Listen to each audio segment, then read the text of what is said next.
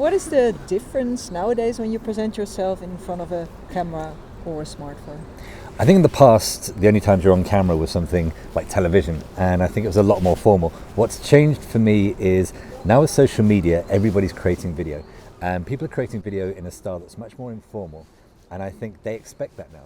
So if you're presenting in an overly formal way, people just don't see it as authentic, and people pick that up immediately now. So I think it's connect with the audience. It's all about connecting with the camera. So whoever is behind there on that screen, that's who you're talking to, and be very, almost picture somebody in your head and speak to an actual person. In the past, I think it's like photography.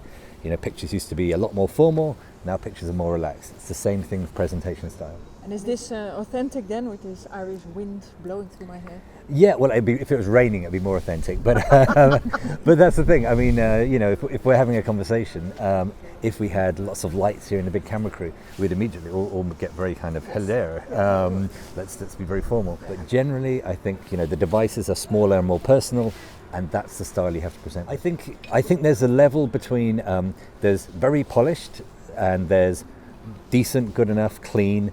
And then there's to the point where it's distracting because it's shaking and its audio is terrible and all that kind of thing. So I think there's a point where it needs to be professional enough, but it doesn't have to be absolutely perfect, but it has to be something where the quality and the framing and everything isn't distracting.